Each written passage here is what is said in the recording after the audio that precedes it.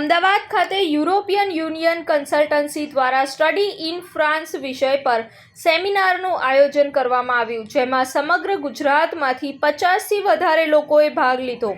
ગુજરાતના મહત્વાકાંક્ષી વિદ્યાર્થીઓના સપના માટે માર્ગ મોકળો કરવાના પ્રયાસ રૂપે European union consultancy study in France તકો પર કેન્દ્રિત ગતિશીલ અને માહિતીપ્રદ સેમિનારનું આયોજન કર્યું હતું.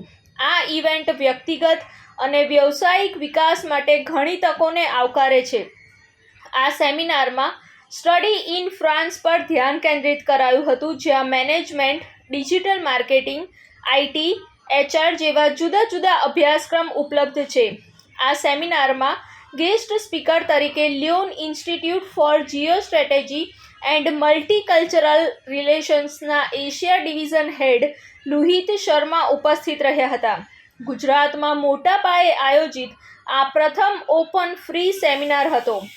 આ સેમિનારમાં યુરોપિયન યુનિયન કન્સલ્ટન્સીના નિયામક શ્વેતા વોરાની આંતરદ્રષ્ટિ દર્શાવવામાં આવી હતી. આજે આપણે AMAમાં એક સેમિનાર રાખ્યો હતો ફ્રાન્સ સ્ટુડન્ટ વિઝા માટે, જેમાં 50થી વધારે લોકો આવ્યા છે. અને બીજું કે આજે આપણે LIGMR કોલેજમાંથી મિસ્ટર લુહિત શર્મા, જે ફ્રાન્સ કોલેજમાંથી આવ્યા છે, એમને પણ ઇન્વાઇટ કર્યા હતા. સ્ટુડન્ટના જે કંઈ પણ ડાઉટ હતા એ આજે આપણે ક્લિયર કર્યા છે અને સેમિનાર આપણું સક્સેસફુલ રહ્યું છે. આપણી પાસે આજે 650થી પણ વધારે કોલેજો યુરોપ કન્ટ્રીની આપણી સાથે સંકળાયેલી છે અને એમાં બેચલર્સ છે, માસ્ટર્સ છે, આ બધા જ કોર્સીસ આપણી પાસે છે.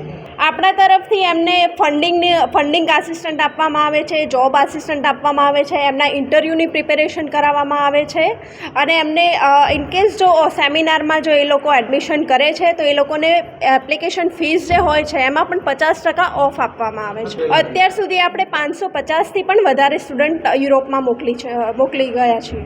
और यहाँ पर पूरे यूरोपियन कंट्रीज़ जो हैं 44 कंट्रीज़, वहाँ के लिए वीज़ा प्रोसेस कंप्लीट किया जाता है. बेसिकली आज हमारा ऑन द स्पॉट एडमिशन भी था और यूनिवर्सिटी रिप्रेजेंटेटिव आए थे जो LIGMR, MBWay और लिसप इंटरनेशनल है, यहाँ के यूनिवर्सिटीज़ के रिप्रेजेंटेटिव आए थे. और आज की डेट में जिन्होंने भी एप्लीकेशंस किए उनको 50% एप्लीकेशन फ़ी वेवर और वीज़ा के पूरा प्रोसेस के बारे में बताया जा रहा है कि जो मिथ है कि वीज़ा में क्या प्रोसेस में बच्चों को दिक्कत आती है, उसके लिए पूरे सॉल्यूशंस दिए गए हैं. आज 150+ रजिस्ट्रेशंस थे. उसमें कैसा है, बैचलर्स कोर्स भी है, मास्टर्स कोर्स भी है और अलग अलग कंट्रीज़ के लिए हैं. तो मेन फोकस आज था study in France. Report Sanjeev Rajput સાથે અમીપર સ્ત્રોત્રિયા, TV9 ગુજરાત, અમદાવાદ. જોતા રહો TV9 ગુજરાત, નિર્ભય, નિષ્પક્ષ, નિરંતર.